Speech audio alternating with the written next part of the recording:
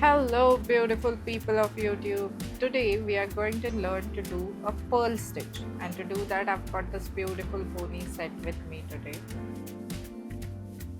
This is a specially made felt case. Let me open it and show you.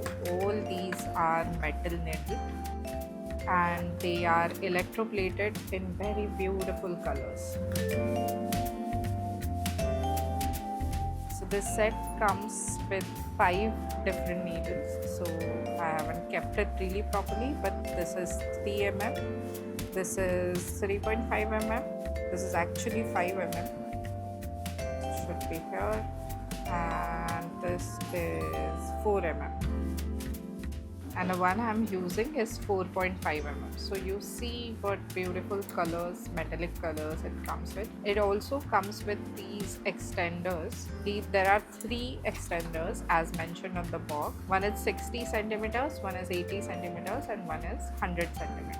Apart from that, it also comes with these knobs and connectors. I have lost one of my connector, but 2 such connector and 2 such knobs come with the kit, and that's your entire case. So now what I've done is I have taken this 4.5 and 180 centimeter extender for this particular project, and without further ado, let's get started.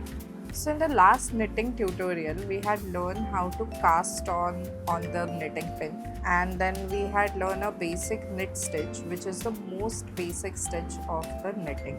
It gets you started off with the knitting itself, and what I've done here is I have casted on 25 stitches on the needle, and I've done a few rows of the knit stitch. Okay, so if I count 1, 2, 3, 4 and 5 rows of knit stitch I have done to start with. Now the pins you see, as I've already mentioned before, these are electroplated metal pins. You can also hear the sound. What that does is, first of all, the lovely color. I love this color, and that's why I love this entire set. But second, it's absolutely smooth to knit with. So that is one added advantage, that it's very smooth knitting. Now you will also observe that I have attached this extender. This is 80 centimeter extender, and I have attached this because I realized that when I will do 25 stitches, the needle won't be sufficient to hold those. So to little bit extend it, so you can see this much part of the work has come off the needle. So I needed that extra attachment. And the best part about this attachment, it is easy to slide, the work. You can slide it on the attachment or off the attachment without any trouble. It is very smooth. So I'll show you once again. So I've done this entirely off the knitting pin, and now I'll just slide it back. It is effortless, and that's what I love about these needles. So with that said, let's get started with what we are here to do, that is the pearl stitch.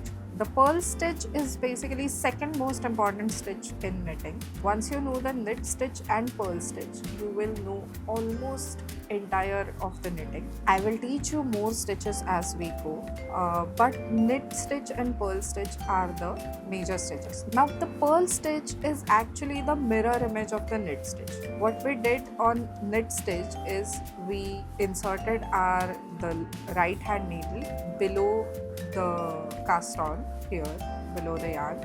Then we just wound it across and we pulled it through the wound yarn. We pulled it through this loop and then we cast off.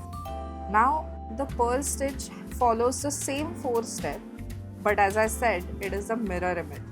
So we are going to take our working yarn in front, and we are going to insert this needle in the right hand from the back to the front. Okay, so in knit stitch, it was going from the front to the back. In the pearl stitch, it is coming from the back to the front. So the working yarn will be above or in front of this needle. These two things you have to make sure of, that the yarn is in front of the needle. If you have to adjust your yarn, please do that. And once you do that, you have to just bind it across and then pull it through. As we did in knit, the loop came forward. In purl, the loop will go back. And once this loop is gone back, you can cast this first stitch off, and that's how you have the first purl stitch on your right hand needle. So we'll do that once again. We will push the needle in from the bottom to the top and from the front. We have our working yarn in the front. We will wind the working yarn across this needle and we will pull this needle out while pulling the loop from the working yarn. And once that loop is secure, you will cast this off. Once again, the needle will go from the bottom to the top. I will wind this across. I will pull the needle back and the loop through. Once the loop is here, you can cast off the stitch. So you go in from the front, then you wind it, then you pull this back, take the loop and then cast off. It's that simple, and you just keep on doing this to get your purled rope. So you can see that how I am anchoring my pointer fingers to hold the stitches and to wind the yarn across. You can also do that, just to hold the stitches. You can use your pointer fingers. It will be easier and they won't slide off the needles. So what happens is, once you have enough practice, your stitches will not slide off. You will get the hang of it. You will know how to hold them off. But till then, you can use your pointer fingers and you can actually hold the stitches in place so that they won't slide off the needle.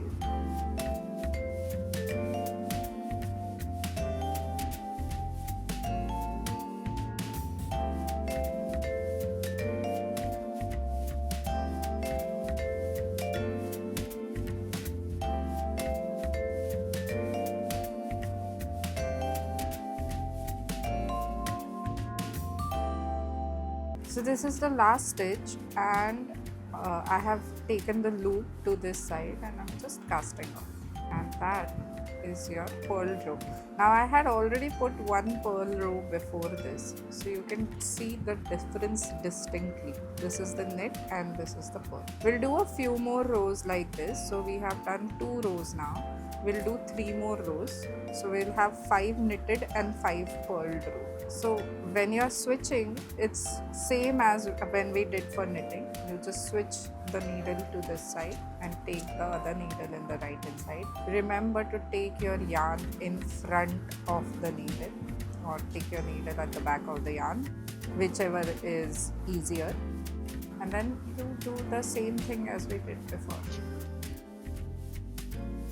Wind it across, take the loop out and cast off.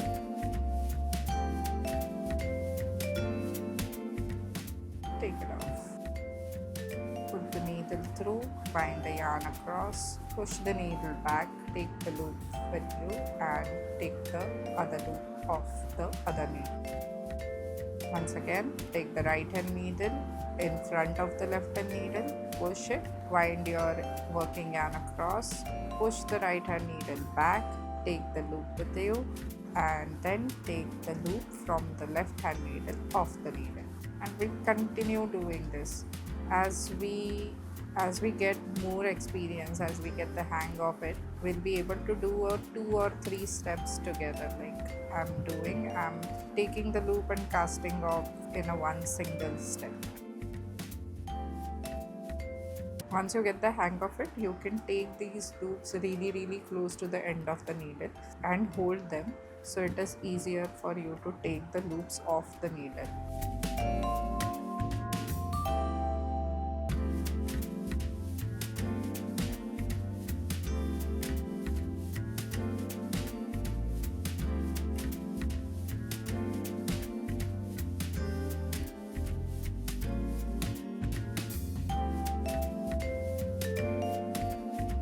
We have completed now 5 rows of purl stitch, and 5 rows of knit stitch. So you can see a distinct break here between the knit and the purl stitch. So switching between the knit and purl stitch will give you such kind of texture in your work, and you can use this for this texture. So you can do, let's say, 3 rows of knit, 3 rows of purl, and you'll get the break, or you'll get such texture when you switch from knit to purl. When you're doing a continuous knit stitch, you won't get a texture like this, or if you're doing a continuous purl stitch rows, then also you won't get a texture like this. You will get this texture only when there is a switch from knit stitch to purl stitch. So just to show that, I am going to do the next 2 rows with knit stitch off the camera, come back and show you what type of texture that we'll get. So here I have done knit stitches, 2 knit stitch rows I have done, and now you can see the texture I was talking about. Whenever there is a switch between knit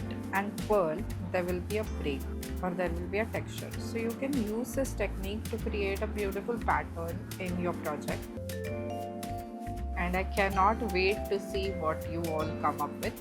So please do try this technique, share your creations with us. Even if you only make a practice swatch, please do share with us. Like, share and subscribe to our channel to get notification when I post new video, and see you next time. Bye bye.